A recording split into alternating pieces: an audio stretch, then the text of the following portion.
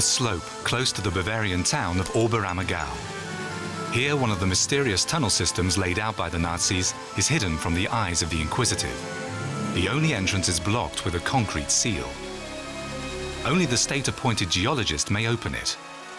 Every few years, he has to make sure that everything inside is intact.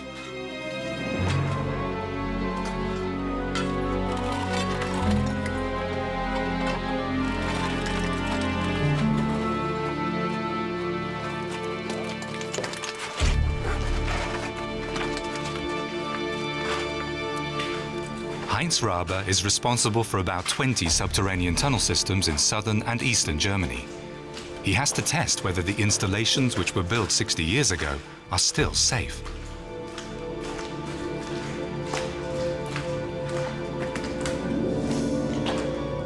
After the end of the war, the Americans went into the tunnels in Oberammergau and searched through everything. Since then, the tunnels have stood empty. The wooden lining is rotten, and stones may come loose from the roof at any time. During the war, the plant belonged to Messerschmitt AG. It served as a bomb-proof production and development plant for the aircraft construction. According to the plans, there were 3 or 4 portals. We've opened one. The others were all blasted at the end of the war.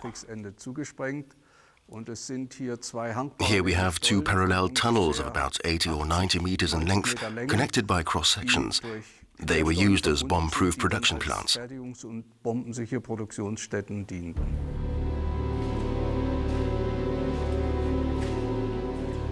The Allies knew of 340 underground construction sites even before the end of the war.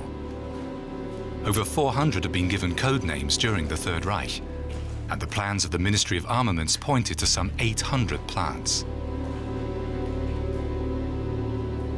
The Nazi leadership had hesitated for some time before it decreed the excavation of subterranean factories.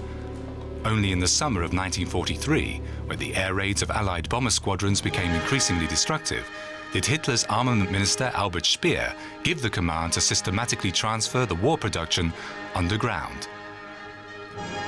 Initially, the industry rejected the idea, although the outrageous costs were borne by the government. The plans appear to be incomplete and their implementation too chaotic. At first, the Nazis had existing mines expanded. One of the first projects was realized at the end of 1943 on the bank of the Neckar River. Codename Neustadt. 120 meters deep, under the vineyard slopes, a gigantic subterranean tunnel system still lies here, out of sight.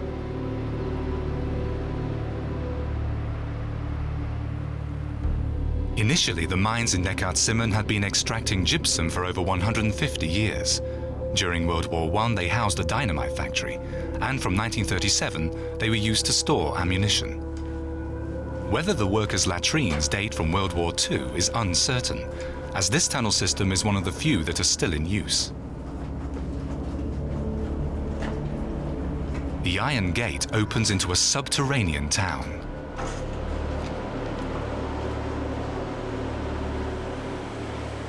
The mountainside is hollowed out by a road network 34 kilometers long.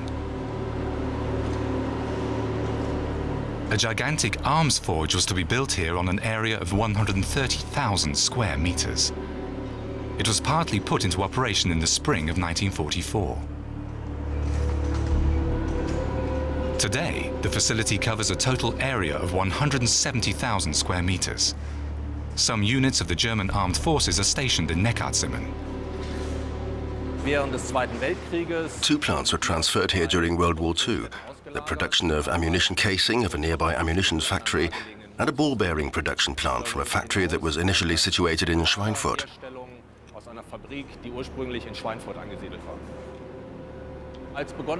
When the army began to expand this installation in 1957, Europe was in the political crisis of the Cold War. Because of the threat of possible confrontation, facilities were sought that would also be nuclear bomb-proof in order to be able to store high-grade valuable parts and to continue the necessary repairs even under aggravated conditions of war. Entsprechende Instandsetzungsarbeiten weitergeführt werden, können auch unter den verschärften Bedingungen eines hier stattfindenden Krieges. 720 people work underground here, providing supplies and repair parts for the army.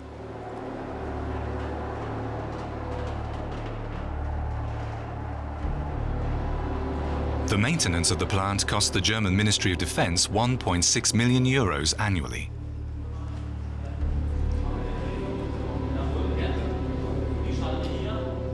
Our job these days in this underground facility is to repair and store for safekeeping sensitive materials, particularly materials which are worth being guarded. The greatest advantage here is that we have special climatic conditions, invariable air temperature and humidity, so that there is little effort involved in preserving and packaging.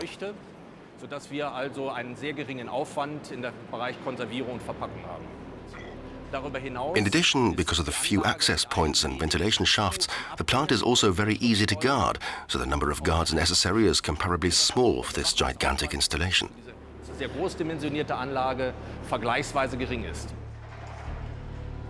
In the same tunnels where materials are stored for the German peace missions in Kosovo and Afghanistan today, weapons of war were to be produced 60 years ago. The expansion of the tunnel system would have cost at least 50 million Reichsmarks. Only half of the project was completed by the end of the war.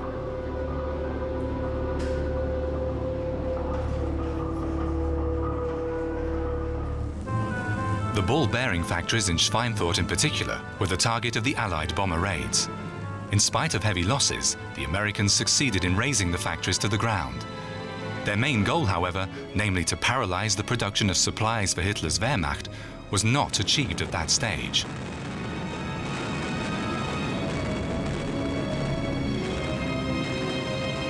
Up to 80% of the key war industries were to be moved underground.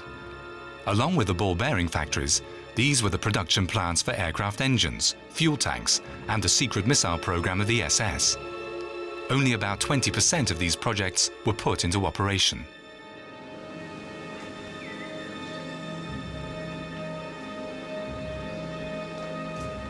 Installations that were considered essential for the war effort were well camouflaged in order to become invisible to the Allied reconnaissance planes. For instance, the gigantic fuel tanks of Nazi Germany were bunkered underground from as early as the mid-1930s. One such tank near Bremen is still in operation over 60 years later.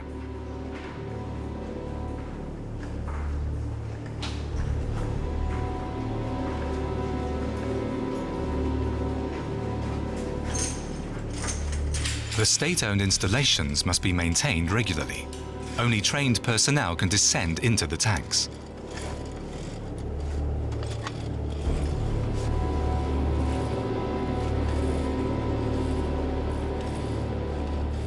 Each of the 80 gigantic tanks holds 4,000 cubic meters of fuel.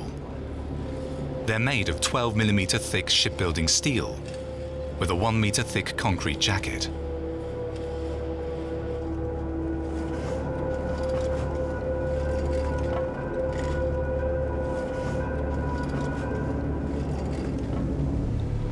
Everywhere in the Third Reich, the underground construction work was given the highest priority.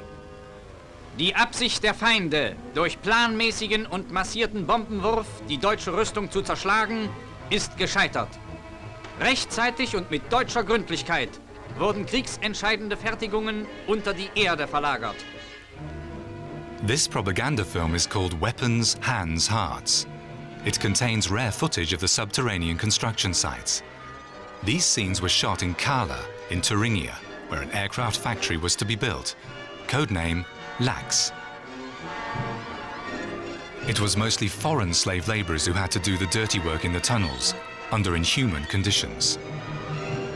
On our first day, we were divided into groups. A German officer made his speech and told us, "You will work until you drop dead."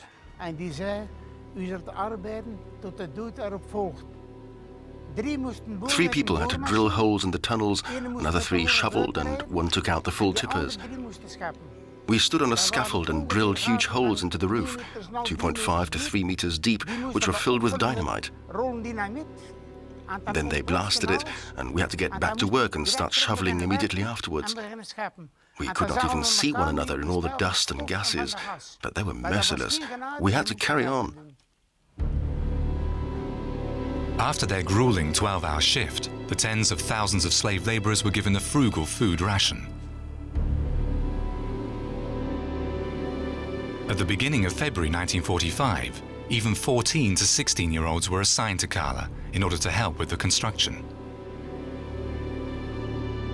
Das technische Konzept war sicher. From a technical viewpoint, the concept was rationally thought out and essential, considering the air supremacy of the Allies over Germany. But the means to realize it was sheer madness, of course. Unabweisbar. Die Methoden waren natürlich die des hellen Wahnsinns. Die engine had to be kept running at full steam, although it was foreseeably speeding towards disaster, namely the end of the 1,000-year Reich. And the cruelties that took place was something that is beyond the understanding of a normal thinking and feeling human being. Die dann vollzogen wurden noch, kann man eigentlich als normal denkender und fühlender Mensch nicht mehr nachvollziehen. Die deutsche Führung verkündete, der deutsche Himmel muss und wird wieder freigekämpft werden. Unsere Erfinder und Konstrukteure werden der Masse der feindlichen Terrorbomber Flugzeuge entgegenwerfen, die in Abwehr und Angriff unbedingt siegen werden. One of the most closely guarded new weapons of the Luftwaffe was manufactured in Kala, the jet fighter Me-262. The first aircraft was ready for takeoff in mid-February 1945.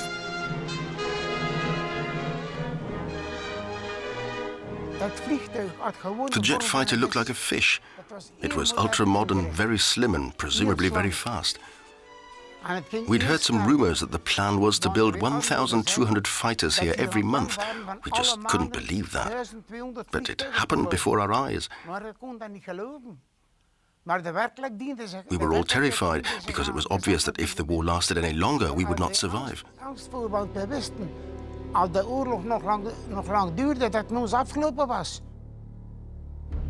These aerial photos of Kala were taken by the US Air Force in 1945. The bunkered entrances and the freight lift at the side of the mountain are clearly discernible. Inside the mountain, the Nazis planned to build a total of 30 kilometers of passageways. At the end of the war, almost half this distance had been blasted through the rock. The tunnels that were not lined led into the actual heart of the plant. 4 gigantic subterranean halls covering 27,000 square meters, where the manufacturing was to take place.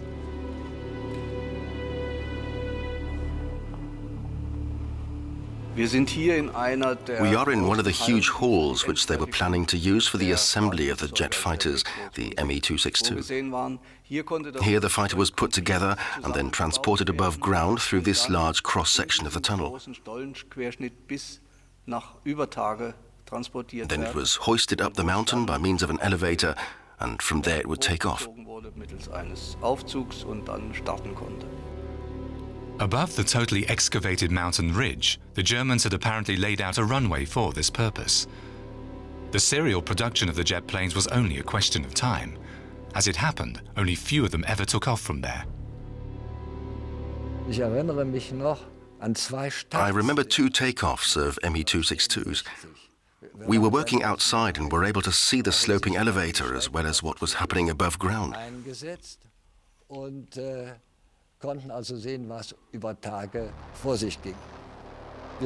We all looked up and some were already pointing at the horizon, and then we saw this strange aircraft flying incredibly fast. One could really say that the Me-262 was another wonder weapon. The Nazi leadership had placed great hopes on the potential of the new wonder weapon. Ultimately, however, even the state-of-the-art jet fighter was largely ineffective against the superiority of the Allied air combat forces. Up until the end of the war, hundreds of thousands of internees were transferred from the concentration camps in the east to the Reich in order to build new aircraft factories within a few months. Max Mannheimer came from Auschwitz to Mühldorf, a town by the Inn River, in February 1945. We knew that a subterranean factory was to be built there, and we also knew that the reason for that was because the armament plants above ground were all being bombed. They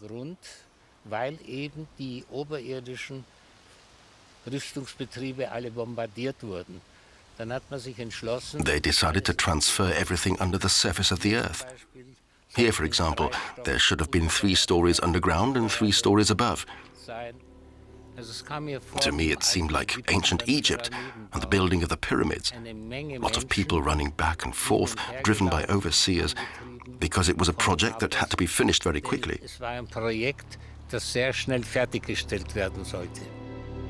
A 5-meter thick and 400-meter long roof made of reinforced concrete would form a vault over the production halls. Some 2,000 inmates lost their lives during its construction. The main jobs were digging, carrying iron and carrying cement. That was actually the worst command and also the most feared. The SS doctors at the time calculated that an inmate who did this job, and if he performed as he was expected to do, had a life expectancy of 60 to 80 days. And this calculation proved to be quite accurate. When the war ended, Max Mannheimer's body weight was 37 kilos. Many of his fellow laborers did not live to see the liberation. Crammed in freight trains, they were evacuated from Mulhdorf and other camps and taken to Dachau. The pictures of the dead, but also those of the survivors, shocked the free world.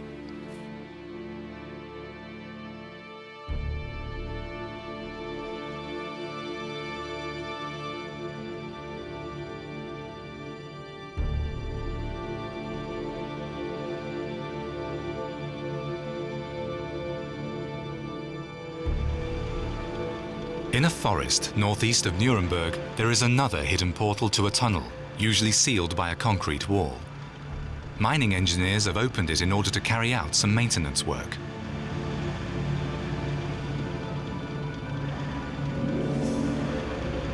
The Doggerwerk near Hersbruck is one of the biggest subterranean constructions built by the Nazis.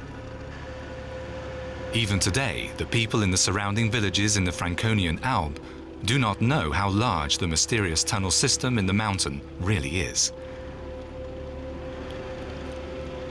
The tunnels were lined in parts, but evidently never used.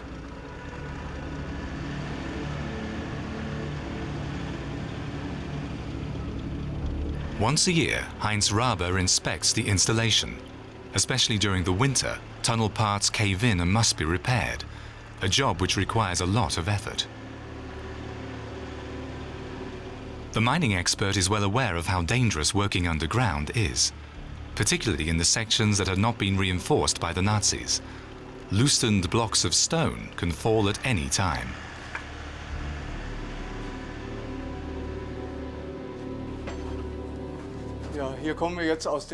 We're now leaving the lined tunnel sections and entering the unlined ones. As you can see here, it's all sandstone without support, and the greatest risk is that piles of sandstone come loose from the roof and fall and cause depressions that can reach as far as and be seen from above ground. The Nazis gave this installation the code name Escher 1.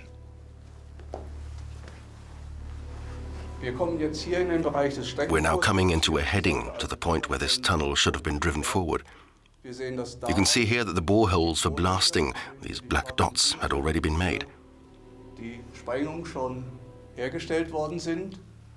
And if you're lucky, you can also find explosive cartridges in the boreholes next to the drill rods, like this one here, which is an original, that are still embedded in the stone.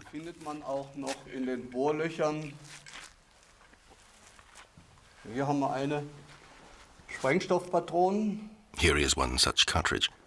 So the boreholes were loaded, ready to be blasted. It all stopped abruptly. They left everything behind, just as it was. Over 9,000 inmates from the Flossenburg concentration camp were forced to work here under appalling conditions, so that the tunnels were excavated as quickly as possible. Some 3,500 of them died. From the planned 100,000 square meters of area, only about 15,000 were completed. The excavations should have been continued in this direction, as you can see from these so-called drifts. These galleries are all 20 meters apart from one another and would have been used as production plants.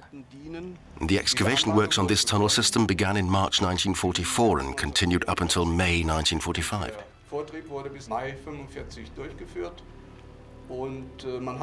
Approximately 7.5 kilometers of tunnels were dug. Parts of them, about 10%, had already been lined with concrete, while the rest is still unsupported. This underground installation was to be used for the production of BMW aircraft engines. And the aim was to transfer the manufacturing plant from above ground to a bomb-proof underground site.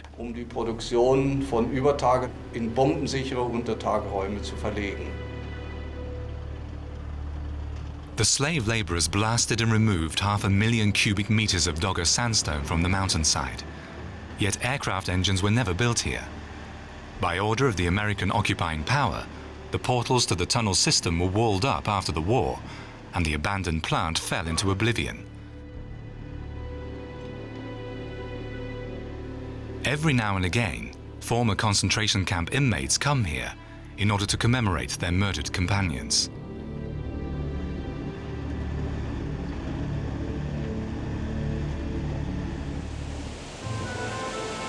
There was one new type of weapon on which the Nazi leadership pinned their hopes, that would bring a decisive turn in the course of the war.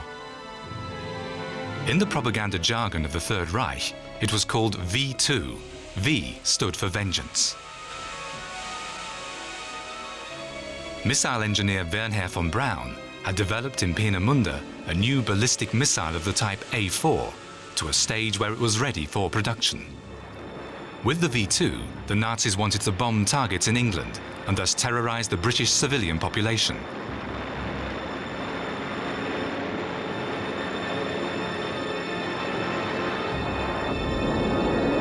Despite numerous unsuccessful launch attempts, the V2 was operational in the summer of 1944.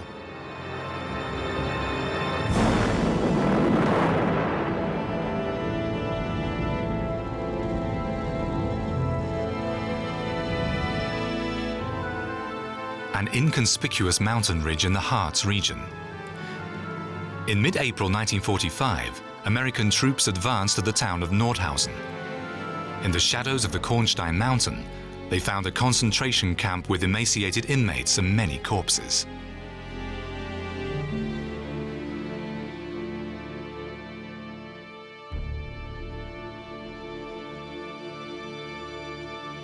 Here, survivors of the Mittelbau Dora camp report to their liberators details of mysterious tunnels in the mountain and a top-secret missile factory where they had to work as slave laborers of the SS. Yet the victors had long known that one of the most important arms forges of the Third Reich was here. After the British carried out a devastating bomb raid on the Peenemünde plant, the Nazis quickly transferred the missile production to an already existing underground fuel tank in August 1943. Concentration camp inmates had to begin excavating immediately, under the cruelest of conditions. The 10,000 inmates were put up in 4 cross-cut connecting chambers of the tunnel system, which meant that they slept where they had to work. They were totally inadequately dressed for the conditions they faced here below ground. They just wore their thin striped prisoners' uniforms in the cold, and the air was very humid. This, of course, quickly resulted in the spreading of pulmonary diseases, and it was no surprise that many of the 3,000 fatalities during the first 5 months were caused by tuberculosis and other lung diseases. All the others died of exhaustion, starvation, or froze to death, but also from maltreatment by the SS and the civilian employees of the plant. Und nicht zu schweigen von den Misshandlungen durch SS-Personal, aber auch durch zivile Angestellte des Mittelwerkes. The 250,000 square meter tunnel system in Kornstein is largely closed today. Being in the unlined tunnels is extremely dangerous. only the men of the Mines Safety Authority go in periodically to inspect the plant. However, treasure or souvenir hunters often attempt to enter the tunnels illegally, as original pieces from the mountain where the missiles were built are very sought after by collectors.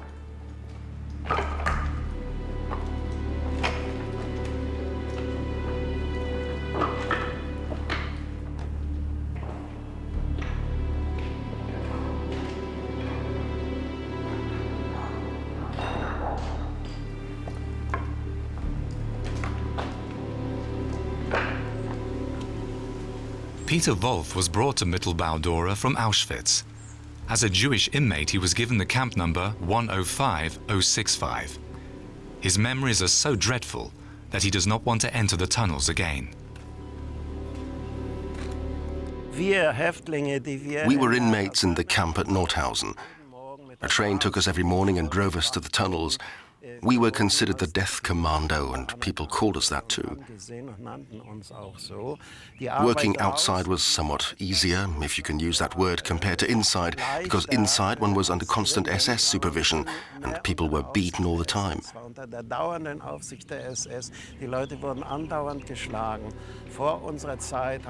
The inmates before us never saw daylight. They were in the tunnels 24 hours a day. They slept, ate and worked underground. The conditions were murderous, and the brutality of the SS beyond description. A lot of people died in there.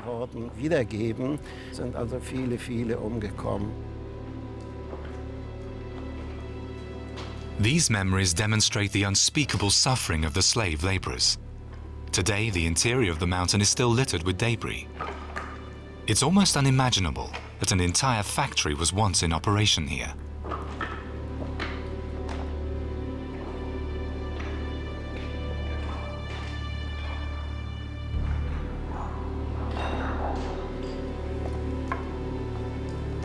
The Armament Ministry had assigned 200 million Reichsmarks for the creation of a gigantic subterranean industrial area of 600,000 square meters in total. The production of the V missiles was at its core.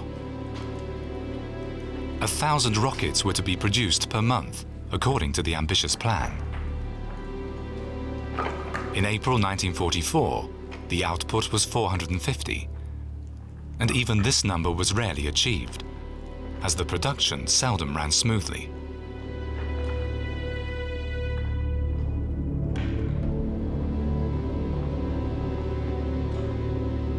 Es war keine normale Fabrik It was not an insofern. ordinary factory, in the sense that the product which was being manufactured was not ready to go into mass production.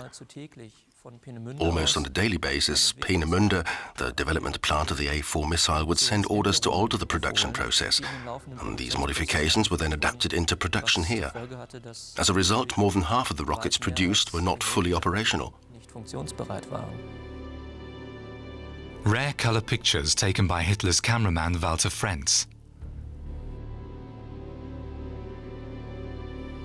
Under the instructions of German technicians, selected prisoners put the missiles together from some 45,000 component parts.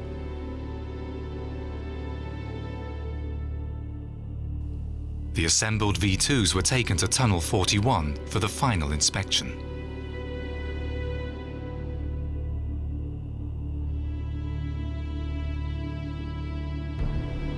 The 15-meter-tall testing tower is almost completely underwater today.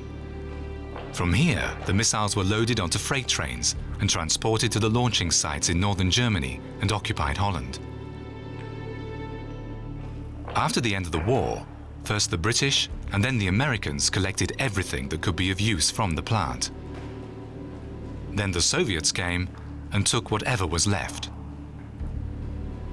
Yet in Tunnel 29, relics of the underground missile production can still be found. Jet engines and other parts rust away in the water.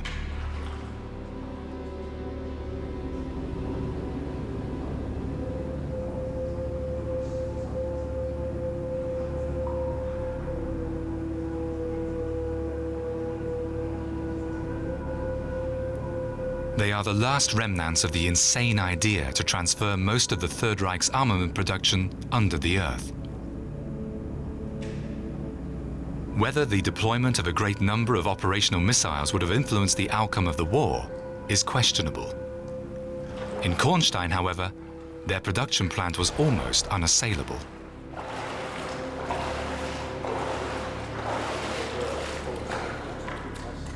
The Allies had extensive and detailed information about what was happening here, chiefly through the evaluation of aerial reconnaissance photos.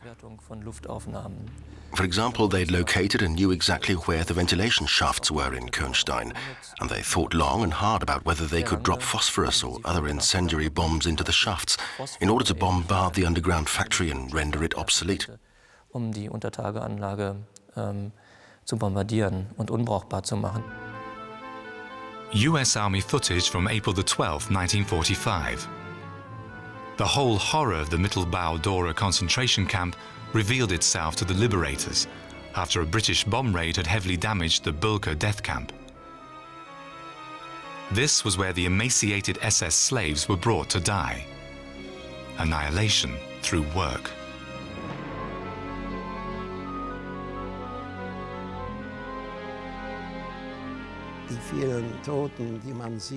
Somehow you get used to seeing dead people all around you.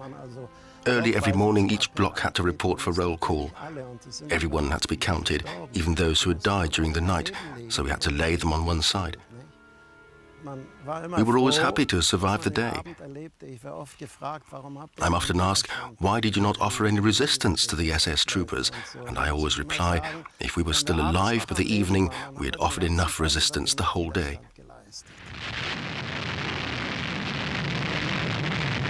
Wir bringen die ersten Aufnahmen von V2 auf ihrem Flug nach England.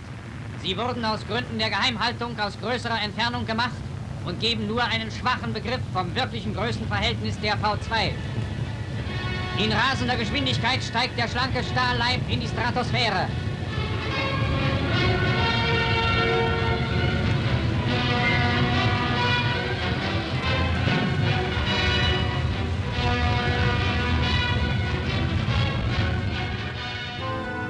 The chief destination of the destructive weapon was London. On September 7, 1944, the first V2 struck at the heart of the British capital.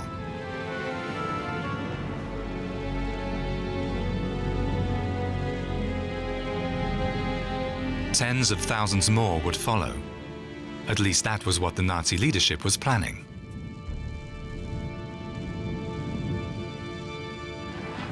Propaganda Minister Joseph Goebbels gloated. The first successful strikes of V2 missiles were unscrupulously exploited on the home front. Ich habe damals nach den schweren Angriffen auf die Reichshauptstadt in Berlin erklärt, es wird die Stunde kommen, wo wir das den Engländern heimzahlen werden. Die englische Presse hat mich am anderen Tag auf das Massivste angegriffen und die höhnische Frage aufgeworfen, ob die neue Waffe, die ich dort angekündigt hätte, etwa im Propagandaministerium statt im Rüstungsministerium erfunden worden wäre. Ich habe es damals nicht für meine Aufgabe gehalten, die Engländer eines Besseren zu belehren, sondern ich war im Gegenteil der Überzeugung, je länger sie glauben, dass sie nicht kommt, umso besser ist es. Denn die Überraschung ist auch eine Waffe.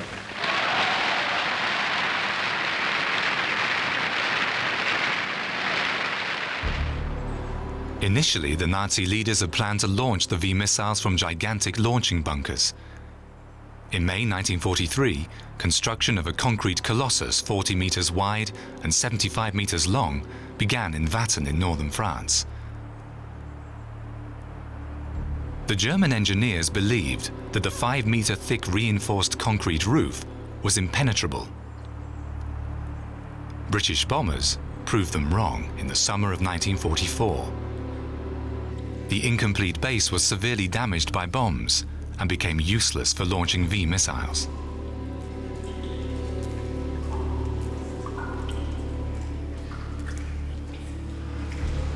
The interior of the mammoth installation was converted after the raid and was used for the production of fuel.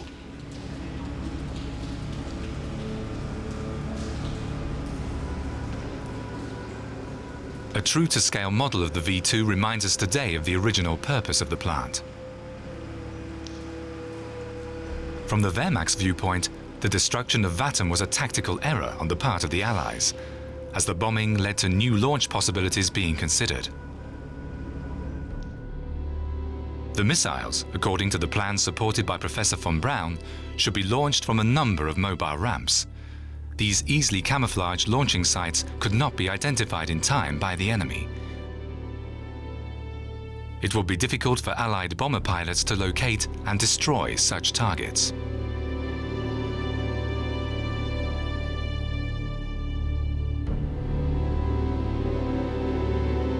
Oh yeah, we knew all about the danger of this. The V2s, especially when they started coming, they used to blow those off from France, and they would come down somewhere in England. This is rather pretty horrifying, really. For people who obviously knew more about it, like for instance Churchill, it was crucial because he was thinking about morale as well. Whereas to us, of course, it was merely another job. We realised the importance of it and to get on with it and do the job, but we had nothing about the far-reaching implications of it. The 617th Squadron of the Royal Air Force, also called the Dam Busters, was put into action every time British intelligence had identified military point targets, such as the launching sites of V rockets. In the northern French town of WWII stands perhaps the most spectacular subterranean bunker built by the Nazis. From here, the vengeance weapons would be launched in great numbers. The locals call the gigantic roof construction la coupole, the dome. Inside, the missiles would be fitted with warheads in an assembly line style of production. According to the plans of the Nazis, the operational missiles would then be transported to a former quarry and be launched immediately. The storage capacity was 500 missiles. Starting from an old quarry, thousands of slave laborers had to blast open kilometers of tunnels into the mountain under inhuman conditions.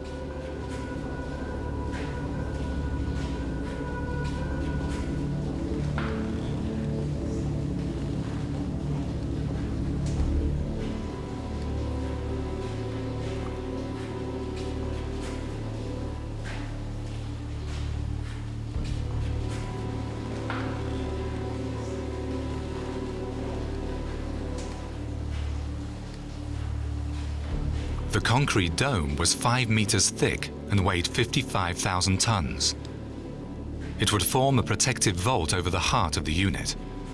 The excavation work in the interior had begun. Here, the missiles were to be uprighted for the final assembly, the fitting of the warheads. The octagonal hall is 13 meters high. Yet, not long after construction had begun, the Brits heard about the plant and ordered the dam busters to destroy it.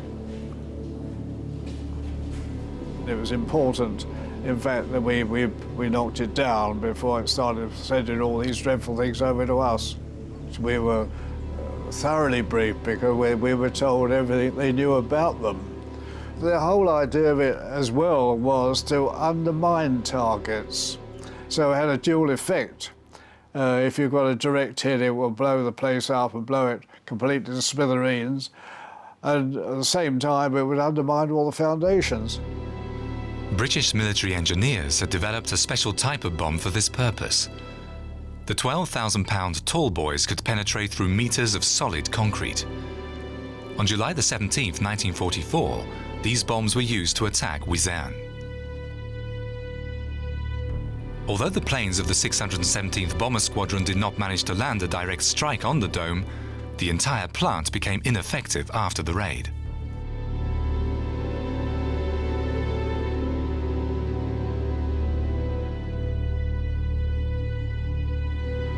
Well, we get the information because the photo aeroplanes came back.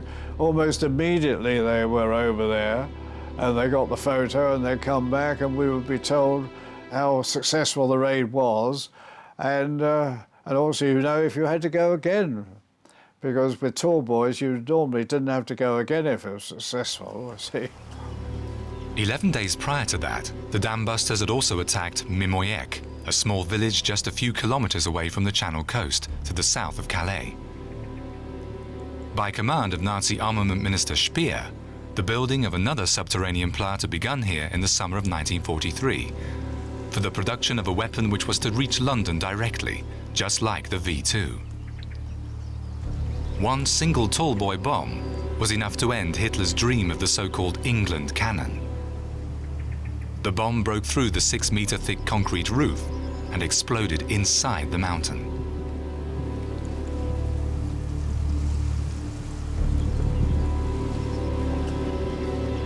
Slave laborers had blasted 100-meter-long shafts diagonally into the mountain to accommodate entire batteries of new high-pressure pumps.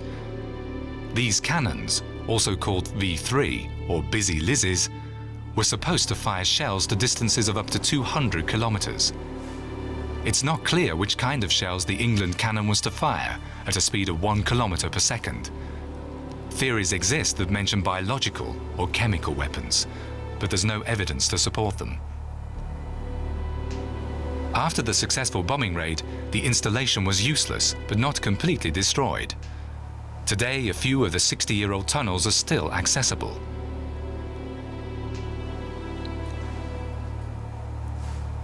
A model of the so-called millipede reminds us of the magnitude of the plan the Nazis tried to achieve here.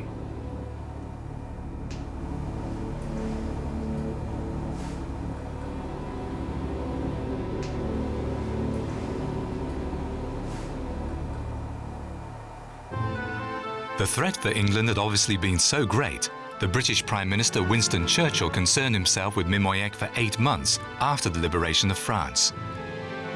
He could not allow this installation to pose a threat to the safety of the country, he wrote in a confidential memorandum. As a result, the V3 shafts that were not destroyed in the raid were blasted by British engineers. Did Churchill know more about the plans of the Nazis than is known today?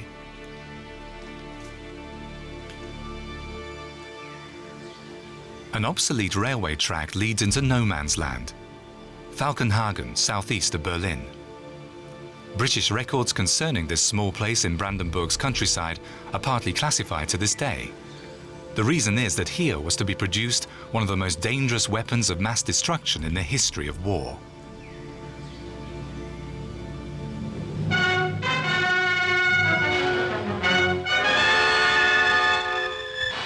Unter Gas verstehen wir jene Erzeugnisse der chemischen Industrie, die als chemische Kampfstoffe bei Kampfhandlungen eingesetzt werden können, mit dem Ziel, auf den Gegner einzuwirken und ihn kampfunfähig zu machen. So hat sich die chemische Waffe von Hunderten von Geistern und Kräften geschmiedet, schon im Ersten Weltkrieg zu einem wirkungsvollen Kampfinstrument entwickelt. Wir müssen daher auch im gegenwärtigen Völkerringen jederzeit mit ihrem Einsatz durch den Gegner rechnen. A Wehrmacht instructional film. The effects of the toxic substances mustard gas and hydrocyanic acid were demonstrated on living objects.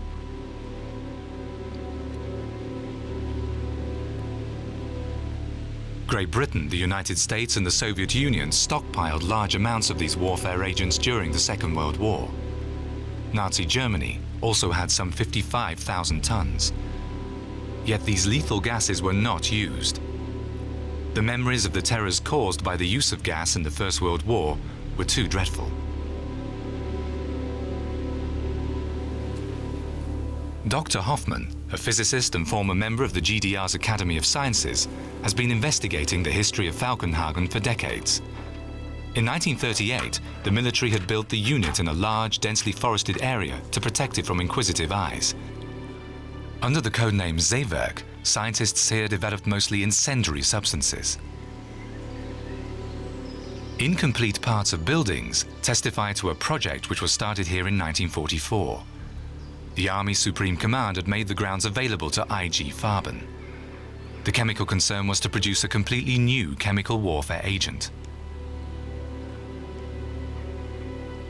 44 million Reichsmarks were apportioned for the construction. A gigantic thermal power station was already structurally complete. The chemists had already transferred their labs to Falkenhagen. There was a new process development, and that was the nerve agent sarin. This warfare agent was to be produced in a large plant here in Falkenhagen.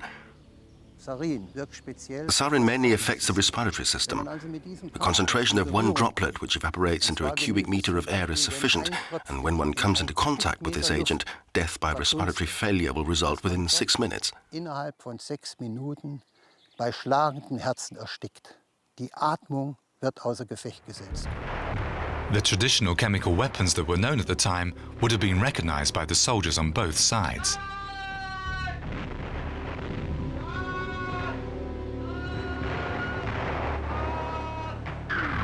The use of protective gas masks was practiced over and over again.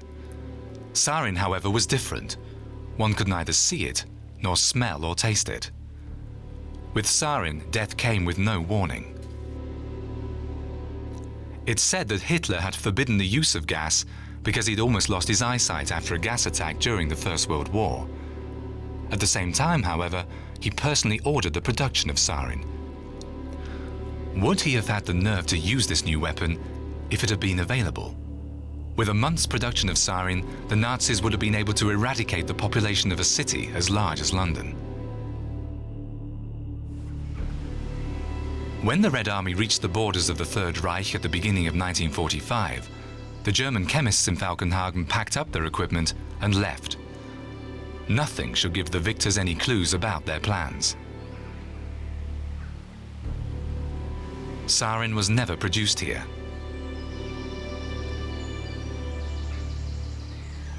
The Soviet conquerors used the production tract for breeding pigs. After the war, people were rendered speechless when they realized the disastrous potential of what was in preparation here. This chemical warfare agent was a purely German invention and was totally unknown to the Allies. 500 tons monthly is a vast amount, and with artillery shells or bombs, one could have exterminated whole areas. With such a weapon, one does not distinguish between civilians and soldiers. An 80-meter-long subterranean duct is what remains of the semi-finished filling plant for sarin. IG Farben had announced that production could commence in the summer of 1945.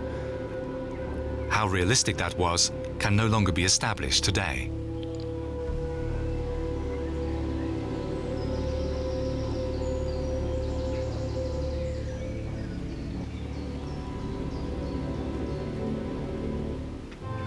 American tank units advancing into Austria in early May 1945. The sorry remains of the Wehrmacht had surrendered to the superiority of the Allies and become prisoners of war. Footage from the end of the war near Salzburg, filmed by a cameraman of the US Army.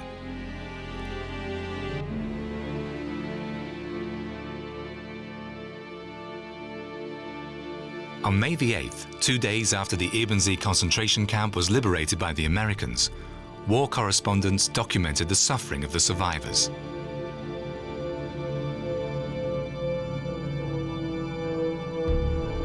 Concentration camp inmates and slave laborers from Ebensee had been toiling in an SS secret tunnel system close to the camp. Codename Cement. Today, a diesel locomotive drives into the mountain once a day in order to remove the lime that is mined there. 60 years ago, the Nazis expropriated the family business and gave it to the SS for the production of the most spectacular new development in the field of military engineering. The plant was never put into operation. However, especially in the former Tunnel A, the initial purpose can still be identified.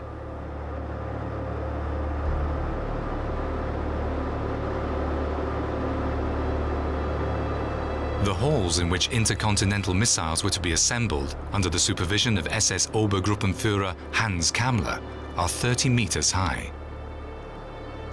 The newest missile model, the 26-meter-tall A9, was supposed to have a strike range that would reach as far as the USA, according to the ambitious plans of the Nazis. 20 such rockets would be built monthly in Ebensee. The A9 project did not even reach the testing stage. Its inventor, Wernher von Braun, was taken to the USA without further questioning after the end of the war, where he continued his missile research for his new masters. The precise number of the victims of his work while in Hitler's service is unknown.